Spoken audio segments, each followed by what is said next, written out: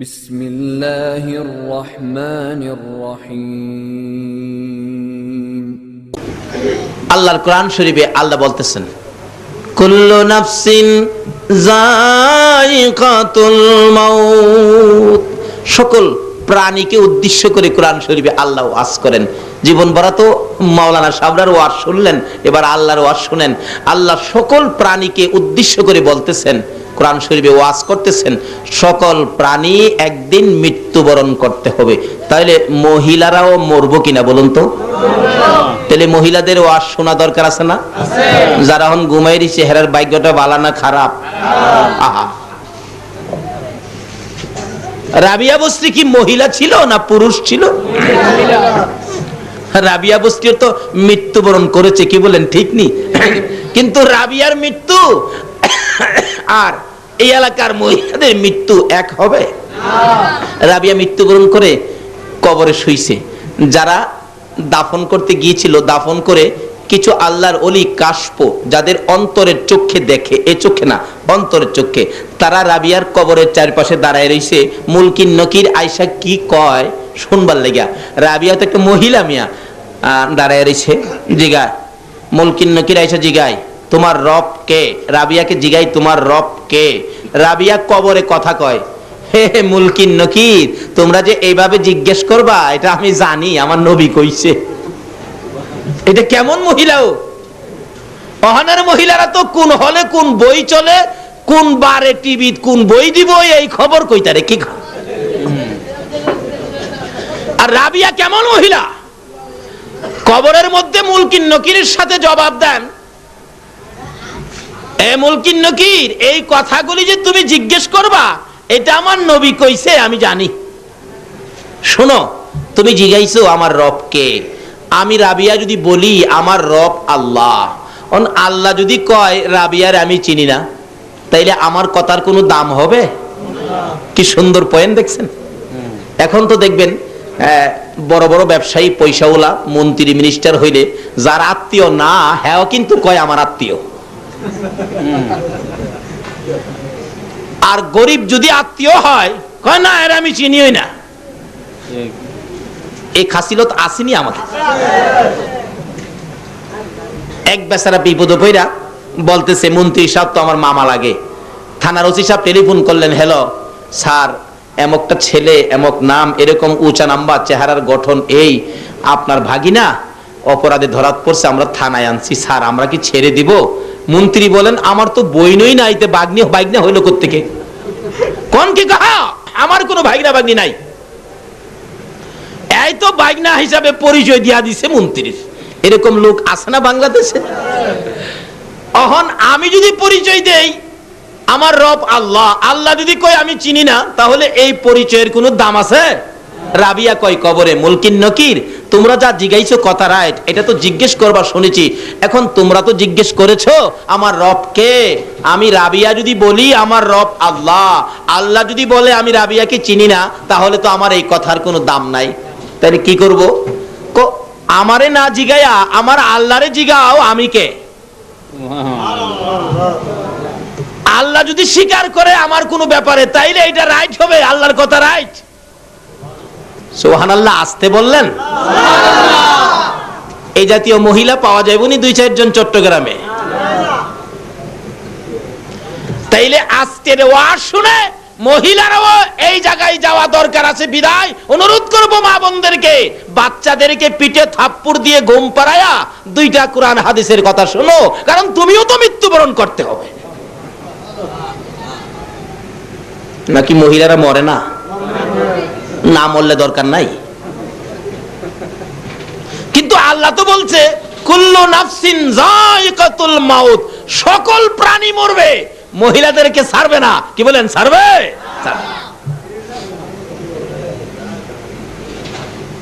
আপনারা এখানে কেউ আসেননি যে হুজুর আমি মরবো না?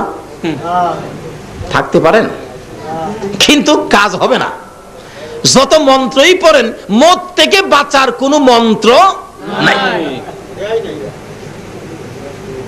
আল্লাহ বলছেন কুল্লু নাফসিন যায়িকাতুল মাউত, সকল প্রাণী মরতে হবে। তাইলে আমরাও একদিন মরতে হবে, মহিলারাও মরতে হবে। তাহলে মহিলাদেরও ওয়াজ শোনা দরকার আছে, খালি ঘুমাইলে হবে না। রাবিয়া বসরি এই অবস্থার মধ্যে জিজ্ঞেস করলে, আল্লাহরে জিগান আমি কে, আমার কথার তো দাম হবে না, আমার আল্লাহর কথার দাম হবে। আল্লাহ ডাকে, এ মুলকিন নকির, আরে রাবিয়া তো আমার বান্দি, আই ফোর আয়। রাবিয়ার কাছ থেকে জবাব নিতে হবে না, জবাবের দরকার পড়লে আয় আমার, আমি আল্লাহর কাছ থেকে নিয়ে যা। আচ্ছা, এটা কেমন মহিলা? আরেকটা মহিলার জবাব আমার আল্লাহ দিয়েছেন, সুবহানাল্লাহ। বলবো নাকি কষ্ট হইতাছে আপনাদের? আগে মহিলাদেরকে কিছু দিয়া দেই নাকি? আরেকটা মহিলার জবাব আমার আল্লাহ দিয়েছে, সেই মহিলাটা হলো নবীর প্রাণ প্রিয় বিবি মা খাদিজাতুল কুবরা রাদিয়াল্লাহু তাআলা। মা খাদিজা মৃত্যুর ভয়ে একদিন মৃত্যুর স্মরণ করে খুব কাঁদতেছেন। মা বোনেরা, খাদিজার মতো বিবি, যার কুসিলায় কুল কায়নাত, সে নবীর বিবি খাদিজা কত কান্না কান্দে মৃত্যুর ভয়ে। আল্লাহ যে ওয়াজ করলেন সকলে মরতে হবে, খাদিজা বলেন তাহলে তো আমিও মরব, মরার পরে কি হবে, কি উপায় হবে? খাদিজা দুইটা চোখের পানি ছেড়ে ছেড়ে কান্দে। মা ফাতেমাতুজ জাহরা ছোট, মার গলায় ধরে কান্দে মা। ফাতেমা কান্দে, মা মা মা মা গো মা কেন কান্দো? কিন্তু ফাতেমার কথাই খাদিজা একটু জবাব দেয় না, খালি কান্দে। মা কেন কান্দো? কোন দুঃখে কান্দো? ব্যাপার কি জানতে চায়, আমার একটু জানাও না। ফাতেমা ছোট্ট, 8-9 বছর বয়স, থামে না, দৌড়াই গেলেন, আবু আবু নবীজিকে ডাকতেছে। আল্লাহর বন্ধু হো, আমার মা খাদিজা কান্দে কেন জানি, কিন্তু কান্দা তো থামায় না। আমার নবী দৌড়ায় গেলেন, খাদিজা খাদিজা রে, ও খাদিজা কেন কান্দো? খাদিজা বলেন, আল্লাহর বন্ধু হো কান্দি মৃত্যুর ভয়ে কান্দি। খাদিজার মতো নবীর বিবি হইয়া, যাই নবীর উসিলায় কুল কায়নাত রাহমাতাল লিল আলামিনের বিবি হইয়া যদি মৃত্যুর ভয়ে কান্দে, বলুন চট্টগ্রামের মহিলারা কান্দতে হবে কিনা? এমন কান্দা কান্দতেছে, ও আল্লাহর বন্ধু মৃত্যুর ভয়ে কান্দি, আমি যে একদিন মরে যাব, মরার পরে জানি আমার কি হয়। আমার নবী বলেন, খাদিজা যেহেতু আমি তোমার পক্ষে আছি, আমি তোমার জন্য কথা বলবো, এত কান্দা তোমার কান্দতে হবে না, আমি রাসূল তো তোমার পক্ষে আছি। বলুন তো, রাসূল কারো পক্ষে থাকলে তার কোনো ভয় আছে?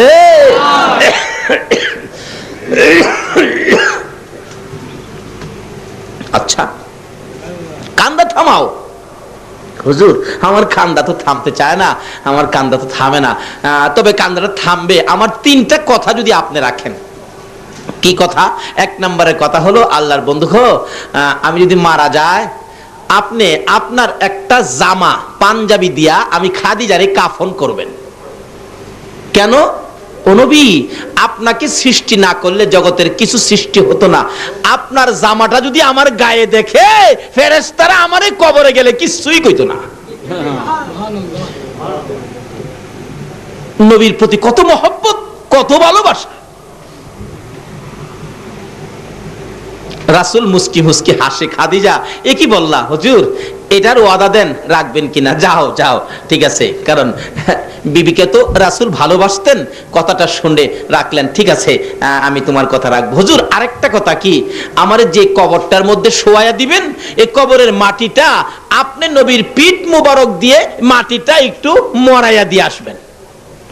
আমারে শোয়াইবার আগে আপনি নবী আগে কবরটার মধ্যে শুইবেন। আচ্ছা ঠিক আছে। 2 নাম্বার। 3 নাম্বার হলো, আল্লাহর বন্ধু হো, আমাকে কবর দিয়া সবাই তো আয়সা পড়বেন, মুলকিন নকির জানি আমাকে কবরে কি প্রশ্ন করে, কি কথা জিগায়, আমি তো এই প্রশ্নের জবাব দেওয়ার সাহস আমি খাদিজা রাখি না, ভয় করতেছে আমার, কাঁদতেছি।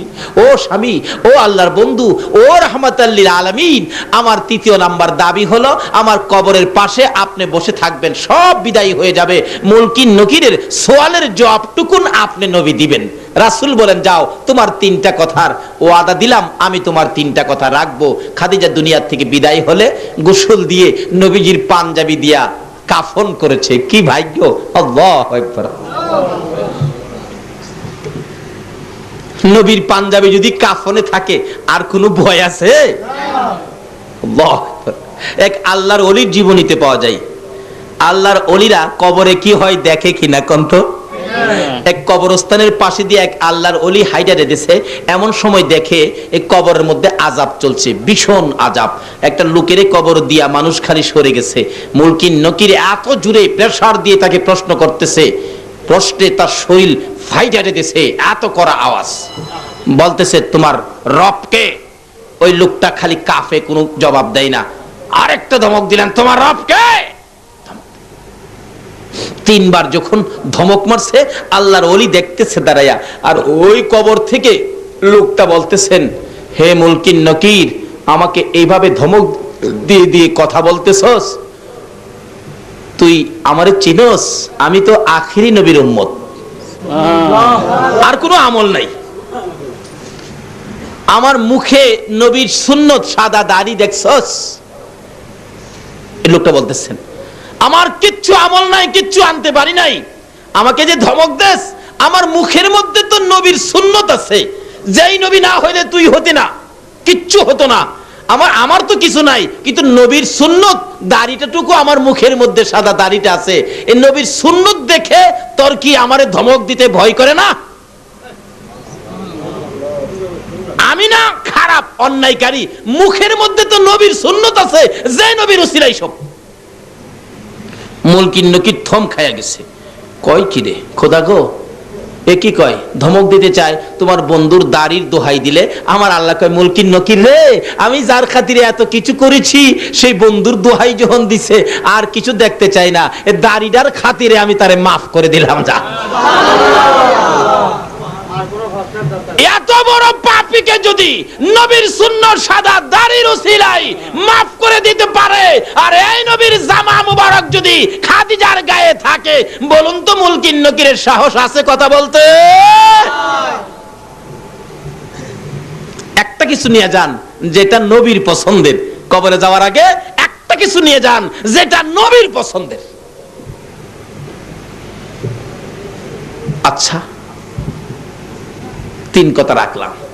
জামা দিয়ে কাফন পরাইলেন, যে কবরে শোয়াবেন, রাসূল আগে নাইমা কবরকে বললেন, কবর, আমার বিবি খাদিজা যাইতেছে, খুব ভয় পায় রে, খাদিজা খুব ভয় পায়। রাসূল বলে দিলে বলুন তো শুনবে কিনা? দেখছেন, ঢাকা যাইবো চট্টগ্রাম থেকে, চাচা ঢাকা যাইবো, তো বাবা বলতেছেন, আব্দুল মান্নান, আমার ছেলেটা ঢাকা যাইবো, তো সাথে নিয়ে যা, কারণ হ্যাঁ একা যাইতে ভয় পা, একা যাইতে ভয় পা, তুই সাথে নিয়ে যা। বলুন তো চাচার কাছে যদি বাবাই বইলা দিয়ে আসে, বারবার খালি খেয়াল রাখতো না বাতিজা খই ঠিক মতো আছে কিনা? তা আমার নবী বইলা দিছে মাটির কাছে, এ কবর, আমার খাদিজা রে, আমার খাদিজা কবরের ভয় পায় রে, ও কবরের মাটি, আমার খাদিজা কবরের ভয় পায়, আমি রাসূল বলে দিয়ে গেলাম, একটু খেয়াল রাখিস। শোয়াইলেন, মাটি দিলেন উপরে, মাটি দিয়ে কমপ্লিট করে রাসূল বলতেছেন, সবাই চলে যাও। কবরে মাটি দিয়া আমরা কি কবরের পাশে থাকি? একজন আরেকজনকে কি বলি আমরা? কবর ছাড়েন, কবর ছাড়েন, তাড়াতাড়ি ছাড়েন, মুলকিন নকির আসবে। আসলে আপনি ভাববেন না কবর ছাড়লে আসে, কবর যদি নাও ছাড়েন তবু মুলকিন নকির আসবে। রাসূল বলেন, সাহাবীরা রে, কবর ছাড়ো, তোমরা কবর ছাড়ো। সাহাবীরা কবর থেকে দূরে যায়, আমার নবী চোখের পানি ছেড়ে ছেড়ে কবরের দিকে আগায়।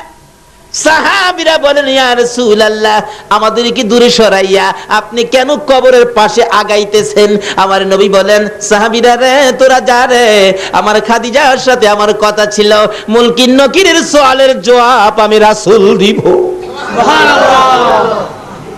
মুলকিন নকিরের সওয়ালের জবাব দিতে আমার খাদিজা ভয় পায়, আমি কথা দিয়েছি খাদিজার সাথে রে, মুলকিন নকিরের সওয়ালের জবাব আমি রাসূল দিব, তোমরা সরে যাও। সবাই সরে গেলেন, রাসূলের কথাই সবাই সরে গেলেন। আমার নবী খাদিজার মাথার পাশে কবরের পাশে বসে আছেন। 2 মিনিট পার হয়ে যায়, 4 মিনিট পার হয়ে যায়, 5 মিনিট পার হয়ে যায়, আধা ঘন্টা পার হয়ে যায়, মুলকিন নকির আসে না। ভাইসাব, মুলকিন নকির কবরে কয়দিন পরে আসে? মাটি দেওয়ার সাথে সাথে সময় হলো, কবরের কাজ শেষ করে একটা মানুষ কবর থেকে 40 কদম দূরে যাইতে যে সময় লাগবে, এই সময়ের পরে কবরের কাছে মানুষ থাকলেও মুনকির নকির আসবে। একবারে যদি সেনাবাহিনীর প্রধানকে পারমাণবিক বোমা দিয়া বসায়া রাখেন, তারপরেও মুনকির নকির কবরে আসবে। কষ্ট হইতাছে ভাই সাহেব? আসছেন রাসূল বৈশা রইছে, কি ব্যাপার আধা ঘন্টা হয়ে যায় এখনো মুনকির নকির আসে না, আর কতক্ষণ বসে থাকবো? সাহাবীরা তো দূরে দাঁড়ায়া কষ্ট পাইতেছেন, হাইরে রাসূল বৈশা রইছে, কষ্ট লাগতেছে, রাসূল আসতেছে না, রাসূল হুজরায় যাবে আসতেছে না, ব্যাপারটা কি, ঘরে যাবে আসতেছে না। এমন সময় আমার আল্লাহ কয়, জিবরাইল আমার বন্ধুরে যায় একটা খবর দেস না, আমার বন্ধুরে যায় কও না তাড়াতাড়ি বাড়িতে যাইতো।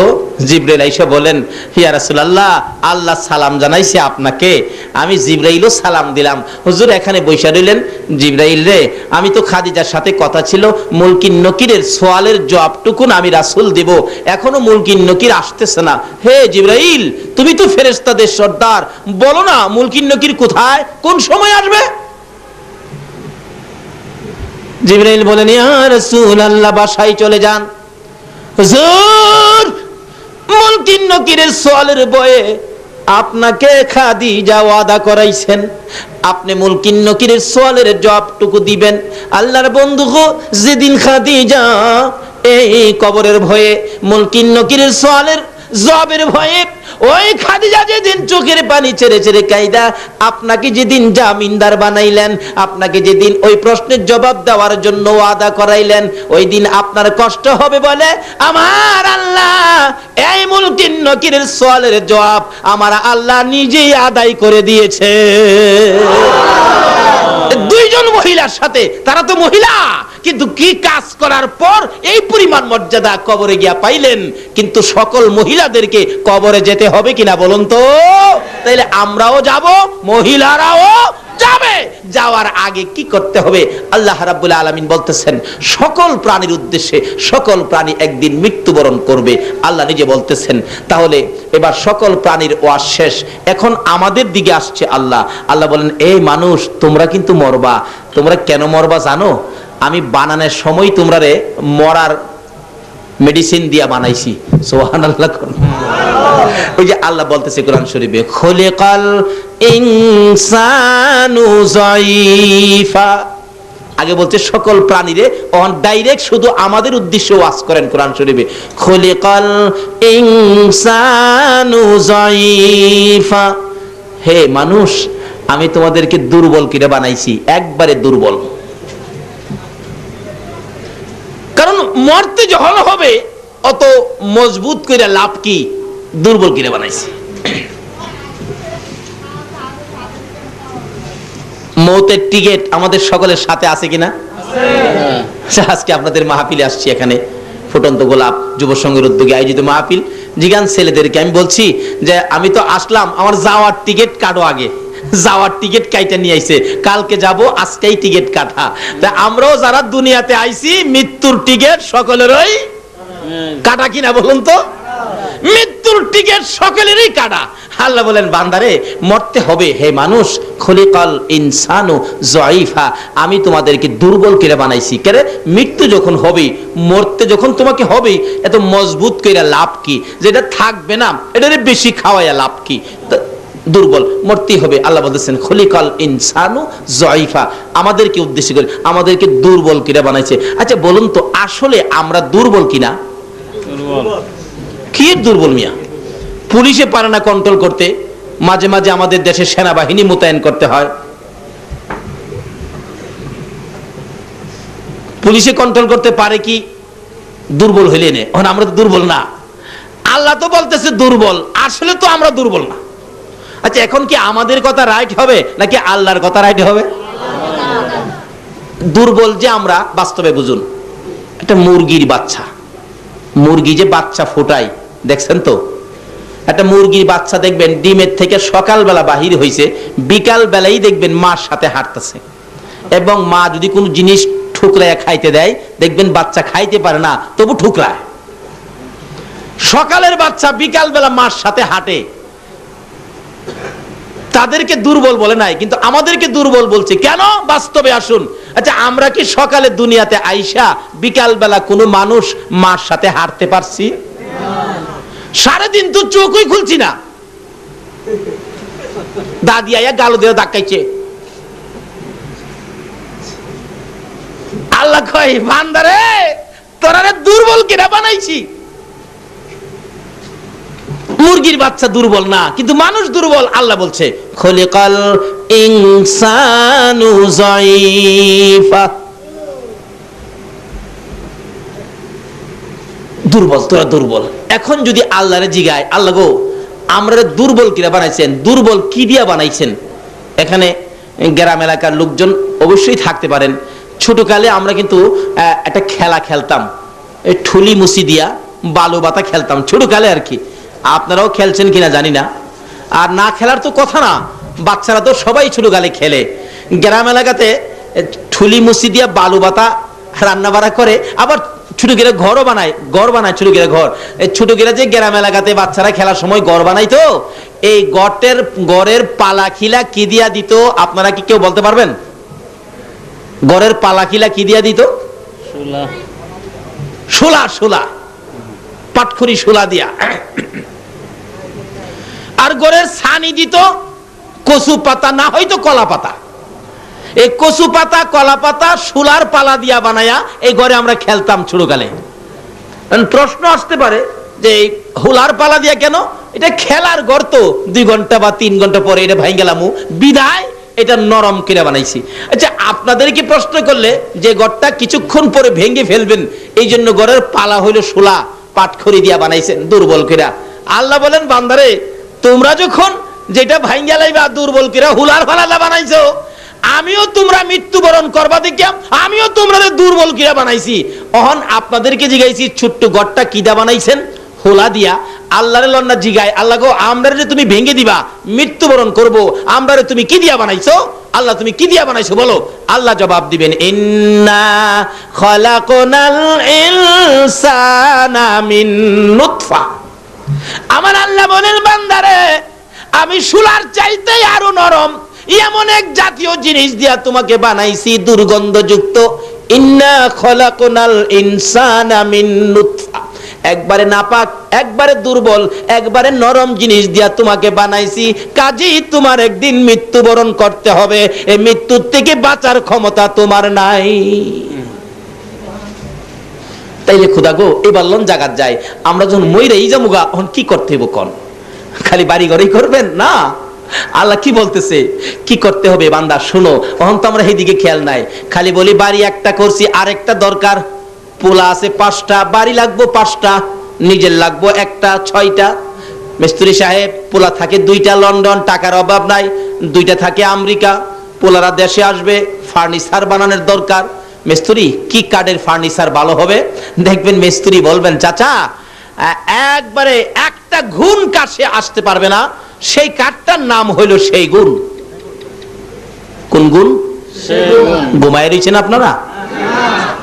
যে কাঠের কাছে গুণ আসে না, সে কাঠটার নাম কি? সেই গুণ। মহাজন বললেন, মিস্ত্রি যত টাকাই রাখুক যাতে ঘুণে না ধরে এমন কাঠ, সেই গুণের ফার্নিচার। ঘর বললেন, এর চেয়ে সাজ সরঞ্জাম আর বাকি নাই, সব ঘর সাজাইলেন। আবার 5 বছর পরে মিস্ত্রির সাথে দেখা, মিস্ত্রি সাহেব আপনার পরামর্শে যে কাঠে ফার্নিচার বানাইছিলাম, একটা ফার্নিচারেও একটা ঘুণ এই পর্যন্ত ধরতে পারে নাই। তোমার কথা রাইট। আমার আল্লাহ বলেন, ও দুনিয়ার মানুষ, এমন কাঠ দিয়া ফার্নিচার বানাইছো 5 বছর পরেও একটা গুণে ধরে নাই, কিন্তু তোমার ফার্নিচারে গুণে ধরে নাই। তোমার বিল্ডিং এর মধ্যে জং পড়ে নাই, ময়লা পড়ে নাই, কিন্তু তোমার মধ্যে যেন গুণ ঢুইকা গেছে। তোমারে কিন্তু গুণে ধরে নাইছে, সব ঠিক আছে, কিন্তু তুমি বিদায়। অনেক সময় দেখবেন বাড়ির গেটে নাম লেখা আছে আব্দুল মালিক, জিজ্ঞেস করলে মালিক সাহেব কোথায়? বাচ্চা দেখে নাইসা কয়, কাকে খুঁজেন? মালিককে। কোন মালিক? ওই যে গেটে লেখা। ও খবর রাখেন নাই? গেট আছে, নাম আছে, বাড়ি আছে, কিন্তু বাড়িওয়ালা মালিক নাই।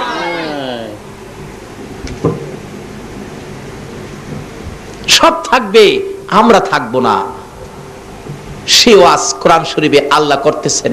কেন বান্দারে এত কিছু করলি, কিন্তু এই জায়গায় যাও, কোন জায়গায়? তোমার যে মরতেই হবে, মরার মন্ত্র দিয়া তোমাদেরকে বানাইছি। তাহলে এখন আমরা কি করতে হবে? আল্লাহ গো, আমরা এখন কি করব? আল্লাহ আমাদের জবাব দিচ্ছেন, ওমা খালাকাতুল জিন্না ওয়াল ইনসা ইল্লা লিয়াবুদুন। এই মানুষ আর জিন, শোনো, আমি তোমাদেরকে বানাইছি একটা কারণে, সে কারণটা হলো ইল্লা লিয়াবুদুন, তোমরা আমি আল্লাহর ইবাদত করবে। তাইলে আমরা মৃত্যুর আগে কি করার জন্য আল্লাহ বলছে বলুন তো? কি করতে হবে? সকলে বলতে হবে, কি করতে হবে? কার ইবাদত করতে হবে? না বুশের, মন্ত্রীর, চেয়ারম্যান সাহেবের? কার ইবাদত করতে হবে? আমরারে বানাইছে কে? আল্লাহ। কোন আল্লাহ? যার জমিনে থাকি, যার আকাশ থেকে বৃষ্টি পায়া আমাদের হৃদয় ঠান্ডা হয়, ফসলে বরকত হয়, যার নদী নালা সাগর থেকে আমরা মাছ ধরে ধরে খাই, লবণ উড়াইয়া খাই।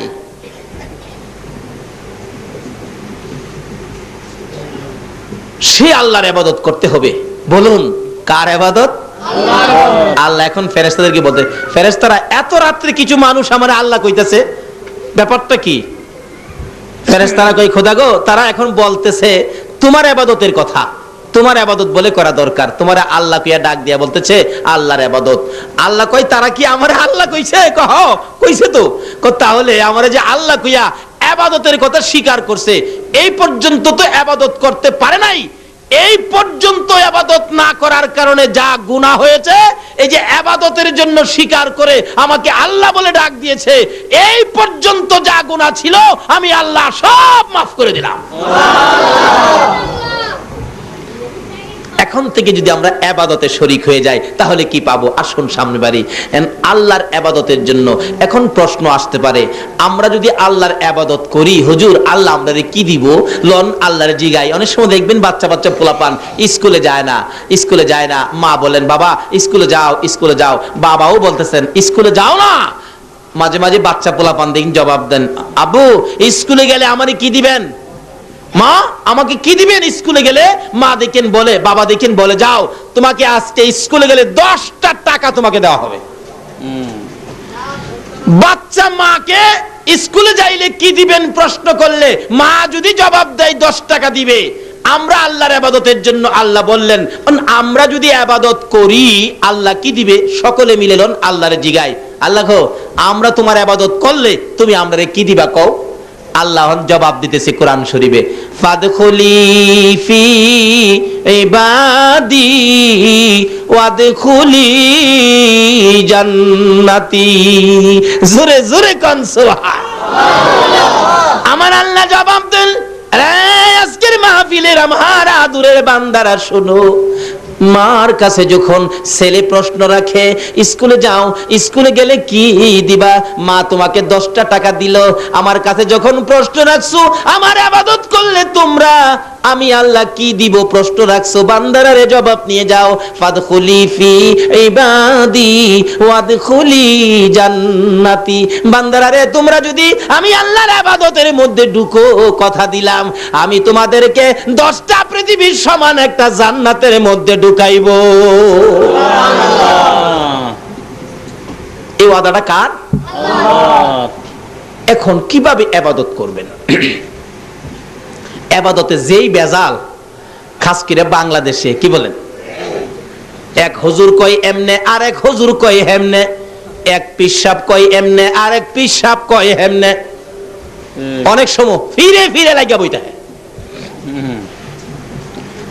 এখন যদি প্রশ্ন করি, প্রভু গো আমরা কিভাবে ইবাদত করে জান্নাতে যাব? আমার আল্লাহ তাও ফায়সালা করে দিচ্ছেন, অমাই ইউতির রাসূল ফাকাদ আতাল্লাহ, তোমরা আমার রাসূলের কথা মতো ইবাদত করো, আরে নবীর কথা মানবে যারা হবে জান্নাতি। কন্যা নবীর কথা মানবে যারা হবে জান্নাতি, না মানিয়া আবু জাহেল হইল দুঝুকি, না মানিয়া আবু জাহেল। নবীর কথা মানবে যারা হবে জান্নাতি, নবীর কথা মানবে যারা হবে জান্নাতি, না মানিয়া আবু জাহেল হইল দুঝুকি, না মানিয়া আবু জাহেল। আল্লাহ বলতেছেন জান্নাতে যাইতে গেলে আমার এই নবীর কথা মাইনা কাজ করতে হবে, নবী যেভাবে বলে এটাই হবে জান্নাতি ইবাদত। জোরে কোন সুবহানাল্লাহ। তাই নবীর কথাগুলি মানলে আমাদের লাভ হবে না লস হবে? এই নবীর কথা মানা দরকার আছে কিনা বলুন তো? মানলে আবু বকর, না মানলে আবু জাহেল। আপনারা কি আবু বকর হবেন না আবু জাহেল হবেন? আবু বকর নবীর কথা মানতো কিনা? আল্লাহু আকবার, কিভাবে মানতো দেখেন। আমার নবী একদিন বলতেছেন, আবু বকর জি, মনে হয় মক্কায় থাকতে পারবো না রে, হিজরত করতে হবে মদিনায়, সঙ্গী হবে তুমি আবু বকর। মনে হয়, আসলে নবীর মনে হয়টাই কনফার্ম। এদিন থেকে আবু বকর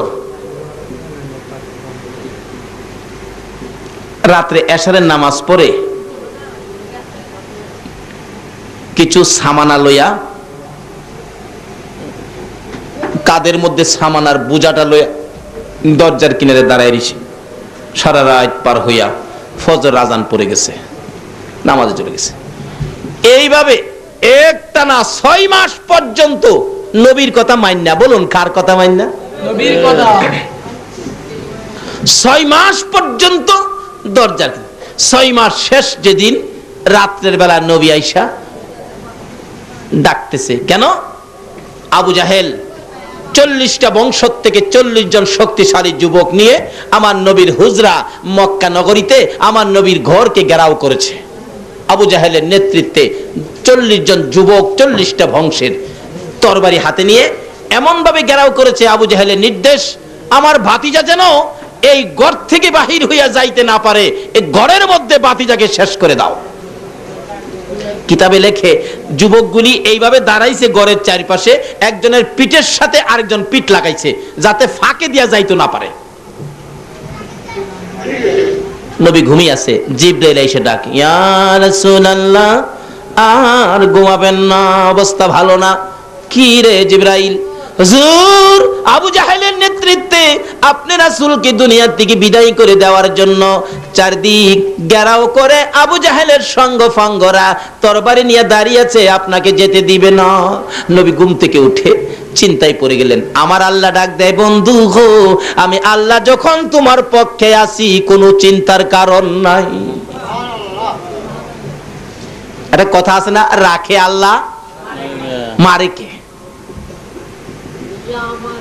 আচ্ছা, জিবরাইল আমার বন্ধুর হাতে এক মুষ্টি বালি দিলেন। কোরআন শরীফের সূরা ইয়াসিন থেকে একটা আয়াত বন্ধুর কানে খবর দিলেন। হুজুর আয়াতটুকুন তেলাওয়াত করে বালুর মধ্যে ফু দেন। ফু দিলেন, ও আল্লাহর বন্ধু, বালুটুকু ঘরের ভিতর থেকে ছিটাইয়া দেন। আমার নবী ডাকে, এরা জিবরাইল, বালু ঘরের মধ্যে ছিটাইলে বালি কি বাহিরে যাবে? হুজুর, ছিটানোর দায়িত্ব হলো আপনার, বাহিরে নিয়ে এই বালু তাদের চোখে চোখে পৌঁছাইবার দায়িত্ব হলো আমি জিবরাইলের। দয়ালু নবী প্রেমের ছবি আর আসবে না জগতে, আমার দয়ালু নবী প্রেমের ছবি আর আসবে না হাসর দিনে উম্মত বিনে, হাসর দিনে উম্মত বিনে যাবে না নবীজি বেহেশতে।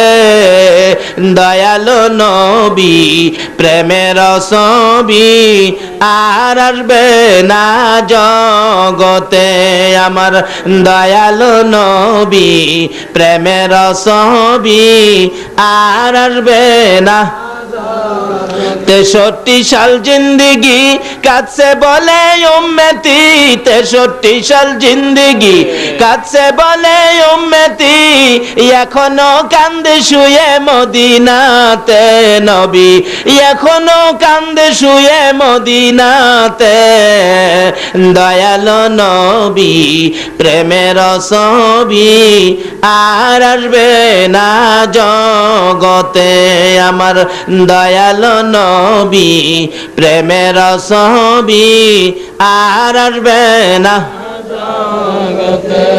আসুন, আগে ভারী কষ্ট হইতেছে আপনাদের? আল্লাহ আকবার। আল্লাহ বলতেছেন তোমরা আমার এই নবীর কথাগুলি মানো। এই নবীর কথা মানলে কি হবে? জিবরাইল বলেন ইয়া রাসূলুল্লাহ এই বালুর মধ্যে আপনি ফু দিয়ে দেন, বালু ডিল মেরে দেন। রাসূল ডিল মেরে দিলে জিবরাইল আরবের বালু আমাদের দেশের বালুর মতো নয়, শুধু পাথরের কণা, কাড়াওলা পাথরের কণা, প্রত্যেকের চোখে চোখে 2টা কইরা পৌঁছাইছে। যুবকেরা নবীকে মারবে, তরবারি নিয়ে দাঁড়িয়ে আছে, এখন চোখের মধ্যে পাথরের কণা, খালি চোখের মধ্যে হাত দিয়ে কেসলাই কি হলো কি হলো কি হলো। এমন সময় একজন বলে ওই তো রাসূল যাইতেছে গা। আসলে হেরাই হেরা, একজন আরেকজনকে মারা শুরু করছে, মনে করছে রাসূল যাইতেছে, যারে মারছে হেরই ভাই। আমার আল্লাহ বলেন জিবরাইল রে, হেরা যখন মারামারিত লাগছে এই ফাঁকে দিয়ে আমার বন্ধুরে বের করে দে। রাখে আল্লাহ মারে কে? আর মারে আল্লাহ হেরারে আল্লাহ মারে বাঁচাইব কে? রাখে আল্লাহ নবীরে, মারবে কে? আবু জাহেল একবার নবীরে মারবার লাগিয়া, বুঝছেন, নবীরে মারতো, কই বাতিজা লয়ে কিছুতেই কুলাইতে পারি না, মেরে দেবো বাতিজারে। কিভাবে মারবো? এই খানে কাবাই চাইতে রাস্তার মধ্যে একটা গর্ত করছে, সারা রাত্রে একটা গর্ত করছে, গর্ত কইরা রাত্রে শেষ ভাগে উপরে দিয়া পাতালতা দিয়া ঢাইকা রেখা, পাতালতা দিয়া ঢাইকা ঘরের মধ্যে বৈশা তাকায় রইছে। বাতিজা গর্তে বাইরে রাস্তায় যাইবো তো এই গর্ত তো আর দেখবে না, পাড়া দিব, গর্তের মধ্যে পড়বে, আমি মাটি দিয়া বাতিজারে বিদায় করে দিব। শেষ, খুশি, রাত্রে ঘুমায় না, খুশি। আমার নবী তো এই রাস্তা দিয়ে যাওয়ার সময় হইলে আল্লাহ কয় জিবরাইল আমার বন্ধু তো এই রাস্তা দিয়ে পার হবে, আবু জাহেল গর্ত করছে রে, এই গর্তের উপরে তোর নূরের পাখাগুলো বিছায়া দে। সুবহানাল্লাহ। নূরের পাখাগুলো জিবরাইল বিছায়া দিয়ে রাখছে, নবীজি তো পার হয়ে গেছে। আবু জাহেল কয় এই তো পড়ছে, তোর গেছে যখন তো অবশ্যই পড়ছে, কিন্তু জিবরাইলের নূরের পাখা দিয়ে যে রাসূল পার হইছে তার তো এই খবর নাই। তাই গেছে দেখবার জন্য, যাইয়া গর্তের কিনারে খাড়ুইয়া চাইছিল দেখতো পড়ছে কিনা। পড়তে গিয়া সারা রাত তাই ঘুমাইছে না, তো নিজের তো স্ক্রু বল্টু নাট ডিলিয়ে রিছে অগমা থাইকা দেখতে চাইছিল, তাই নিজেই একবারে তাউর খাইয়া গর্তের মধ্যে পড়ছে। পইরা গিয়া দেখে বাতিজা তো নাই, আমি চাচা দি। হাই হাই, কি হলো, কি করলাম, কি আর হইলটা কি? সকাল হয়ে গেলে রাস্তার মধ্যে গর্ত দেখলে বলুন তো মানুষ গালাগালি করবে না? হ্যাঁ, কোন হারামজাদারে রাস্তার মধ্যে গর্ত করছে? আইসাই যাই দেহে এই গালি দে হারামজাদা। গর্তের কিনারে যায়া দেহে সাসাদি। হাই হাই সাসা আপনি? হ্যাঁ বেটা, আগে আমারে গালি দিয়া হন আবার সাসা কস। আল্লাহ কই তুই গালিও খাইবি সাসাও শুনবি। শত মানুষ চারদিকে ঘেরাও, হলো নাকি? গর্ত কোন কেন, ব্যাপারটা কি? কই কারো কাছে কইস না, আমার বাতিজা লেগে করছিলাম। আল্লাহ কই কারো কাছে কইতো না, আমি আল্লাহ কিয়ামত পর্যন্ত সকলের কাছে কমু। সুবহানাল্লাহ। কোন তো খালি আবু জাহেলের খবর কেন, আদম থেকে ঈসা পর্যন্ত সকল নবী রাসূলের কোন নবীর আমলে কি হইছে না হইছে, আচ্ছা সকল খবর আমরা জানি কিনা কোন? আমার নবী একদিন এই অবস্থায় চোখের পানি ছাইরা বলতেছে, মাবুদ, আদম থেকে ঈসা পর্যন্ত সকল নবী রাসূলের কাহিনী আমার উম্মতে জানে, সকল নবী রাসূলের উম্মতের কাহিনী আমার উম্মতে জানে, সব আমার উম্মতে জানে। অনেক সময় দেখছেন না, মার বাবাই কথা বলতেছে, ছোট্ট বাচ্চাটা কাছে গেছে, মা কয় হ্যাঁ সামনে কথা কইও না, হ্যাঁ সামনে কথা কইলে হ্যাঁ যে বাতা পোড়া মানুষের কাছে গিয়ে আবার কয়ে দিব। আমার নবী বলেন, প্রভু গো, আমার উম্মতে বাতাফুরা উম্মতে সকল কাহিনী জানে। মাউত, আমি নবীর একটা ভয় লাগে গো, আমার উম্মতের কাহিনী নিয়ে আবার হেরা যায় না ফালা। আমার আল্লাহ কই, বন্ধু গো, তোমার উম্মতের সকল নবী রাসূলের কাহিনী জানাইলাম, কিন্তু তোমার উম্মতের কথা আমি কারো কাছে কমো না। ছেলে যদি অন্যায় করে বাবার কাছে কমো না, মেম্বার সাহেব অন্যায় করেছে চেয়ারম্যান সাহেবের কাছে কমো না, পুলিশ অন্যায় করেছে ওসি সাহেবের কাছে কমো না, মেয়ে অন্যায় করেছে মার কাছে কমো না, কারো অন্যায় আমি কারো কাছে কমো না। অন্য নবী রাসূল জানবে দূরের কথা, তুমি নবীকেও জানতে দিব না গো। তারা যদি আমার কাছে ক্ষমা চায়, আমি আল্লাহ না জানাইয়া গোপনে গোপনে ক্ষমা করে দিব। কি মজার ব্যাপার, কি যে আমাদের ভাগ্য, আখির নবীর পক্ষে, আখির নবীর উম্মত হইয়া আজকে নবীর পক্ষে মাহফিলে বসে রাত্র কাটাইয়া দিচ্ছি। এর বিনিময় কি দিবি আল্লাহ? আসুন সামনে বাড়ি, আর বেশি সময় আলোচনা আমি করব না, কষ্ট দেব না। আসুন, রায় তো আর শেষ হই, বেশি আর বাকি নাই। এভাবে আবু জেহেল বলতেছেন, তোরা আমারে গর্তের মধ্যে ফালাইয়া গালি দেস, আবার চাচা কোস আমারে উঠাস না।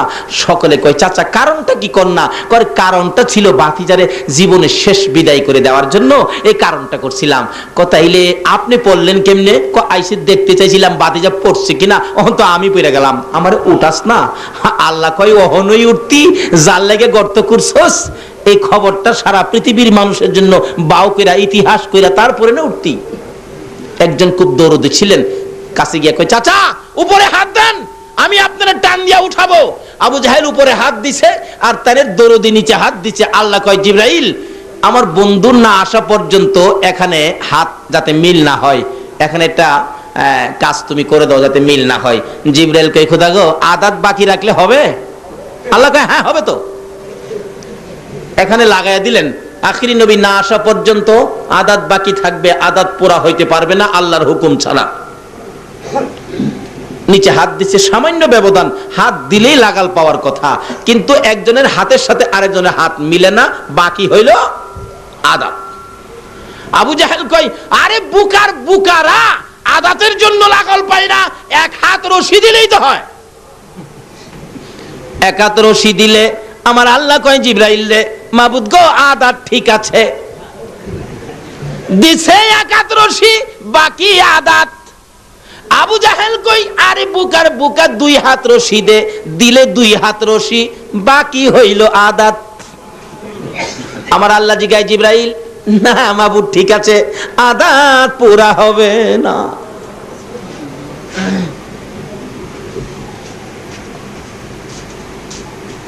পুরা হয় না। কিতাব বলেন, দিতে দিতে 70 গজ 140 হাত রশি দেওয়ার পরেও আদাত আর পুরা হয় না। দেখেন না, মাঝে মাঝে দোকানও লেখা থাকে, আজ নগদ কাল বাকি। এক বেচারা গরিব মানুষ চাউল কিনতে গেছে, 2 কেজি চাউল নিবে, বাচ্চা কাচ্চা কানতেছে, যাইয়া দেখে লেখা আজ নগদ কাল বাকি। আজকে যখন নগদ বাকি আজকে দিবে না, কালকে দেখা যায় বাকি দিবে, কালকে সকালে এসে নিব। সকালবেলা ডাইকা দোকানতে উঠাইছে, ভাই সাহেব 2 লাখ চাউল দেন। আমি তো আবার চায়া দেহে কি লেখা, আজ নগদ। আচ্ছা এইটা ভাই সাহেব, এই নগদ কি জীবনে, এই বাকি জীবনে নগদ হইব? আল্লাহ কয়, জিবরাইল, বাকি লাগাইছি, আল্লাহ বাকি লাগাইছি আদাত। 70 গজ রশি দেওয়ার পরেও আধা তার পোড়া হয় না। এবার কি করতে পারি, কি করতে পারি? অবশেষে নিচ থেকে আবু জাহেল উপরে তাকাইয়া ডাকে, তোরা কারা রে? আর রশি দিস না, আর মাটির নিচে নিস না, মাটির অবস্থা ভালো দেখা যায় না, মন বলে মাটি আমাকে ধরে ফেলবে, আর রশি দিস না। আমার বাতিজা কই রে? আমার বাতিজা সারা উঠাইতে পারবি না। একজনে দৌড়ে যায়, ইয়া রাসূলুল্লাহ, আপনার চাচা 70 গজ মাটির নিচে, আমরা যদি হইতাম তাহলে কি করতাম বলুন? 70 গজ, 2-4টা পাথর উপরেতে ছাইরা দে, শেষ হইয়া যাক, বহু জ্বালা জ্বালাইছে। দয়ার নবী মায়ার নবী এত কষ্ট যে নবীকে দিল আবু জাহেল চাচা হইয়া। আমার নবী চাচা বিপদে গর্তের মধ্যে খবর পাইয়া চট করে ঘর থেকে বেরিয়ে যাইতেছে, গর্তের কিনারে যাইয়া ডাকে, চাচা গো এ গর্ত তুমি কার জন্য করছো? এবার জবাব দেন ভাতিজা, আগে গর্তের উপরে ওঠাও বলবো। আমার নবী বলেন, চাচা গো আমি যখন আসছি নিশ্চয়ই তোমারে উঠাবো, বলো এই গর্ত কার জন্য করছো? আবু জাহেল বলেন, বাবা রাগ হইও না, এই গর্ত আমি তোমার জন্য করছি। আমার নবী দুইটা চোখের পানি ছেড়ে ছেড়ে কান্দে, চাচা চাচা গো এইভাবে আর কত আমার সাথে দুশ্মনী করবা? তুমি না জানো আমার মা নাই, আমার বাবা নাই? তুমি না নিজে আমাকে একদিন ছোটকালে জংলার কিনার থেকে নিয়ে আসছো।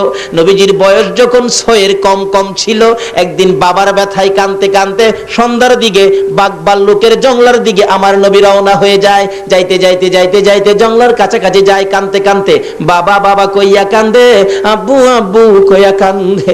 আবু জাহেল কোত্থেকে যেন আসতেছিলেন ঘোড়া চালাইয়া, কাছে আইসা দেখে ভাতিজা কান্দে, দৌড়াইয়া পিছি পিছি যাইয়া ডাকতেছে, বাবা মোহাম্মদ আর সামনে যাও না, আর একটা কদম সামনে যদি যাও জংলার বাঘ তোমাকে খেয়ে ফেলবে। হ্যাঁ চাচা তুমি না নিজে দেখেছো আমি বাবার ব্যথায় কান্দি, আর তুমি আমাকে উঠাইয়া আমার মার কাছে পৌঁছে দিয়ে না বলেছিলা, আমেনা রে আমি যদি না দেখতাম তোর সন্তানকে জংলার বাঘে খেয়ে ফেলতো। আমার মা আমেনা তোমাকে কি বলেছিল? আমেনা এই খবর পাইয়া জবাব দেন, রে আবু জাহেল না না আমার এই সন্তানকে জংলার বাঘে খাইতে পারবে না। রে আমেনা তুমি কেমনে জানো খাইতে পারবে না?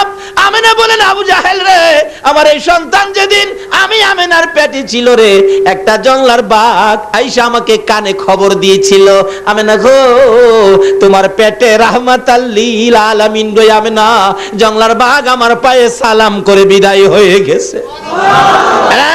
আবু জাহেল যে নবী পেটে থাকার সময় জংলার বাঘ আমাকে খবর দিয়া সালাম করে যায়, এই শিশু নবীর জংলার বাঘে খাবে না। শুধু তাই নয়, আমি একদিন এই নবীকে পেটে লইয়া পেটে থাকা অবস্থায় মাটির কুয়ার থেকে পানি উঠাইতে গিয়েছিলাম, 60-70 ফিট নিচে পানি, আমি বালতির মধ্যে রশি লাগাইয়া পানি উঠাবো, কুয়ার পারে গেলে কে যেন সাফা পর্বতের উপর থেকে ডাকতেছে, জিব্রাইল রে ও জিব্রাইল আমার বন্ধুর মা আমেনা পানি উঠানোর জন্য কুয়ার পারে দাঁড়াইছে রে, আমার বন্ধুকে পেটে লইয়া রে জিব্রাইল। এত নিচ থেকে আমার বন্ধুর মা আমেনা বন্ধুরে পেটে লইয়া যদি পানি উঠাই রে জিব্রাইল, আমার বন্ধুর মার কষ্ট হবে। আমেনার বালতিওয়ালা রশি নিচে ছাড়বার আগে রে জিব্রাইল নিচের পানিগুলি উপরে উঠাইয়া দে। নারে তাকবীর, নারে রিসালাত, নারে গাউসিয়া। আজকে আমরা সে নবীর উম্মত, নবীর প্রেমে রাত্র কাটাচ্ছি, কি যে বকশিশ, কি যে পুরস্কার, এই তো সামনে আইসা গেছে। সংক্ষেপ আলোচনা, এর মধ্যে বিস্তারিত আলোচনা করলে কয়েক রাত্রের দরকার। এবার আমেনা বলতেছেন, ও আবু জাহেল আমার এই বাবারে জংলার বাগে ধরবে না, নিচের পানিগুলো উপরে উঠা গেছে। অন্য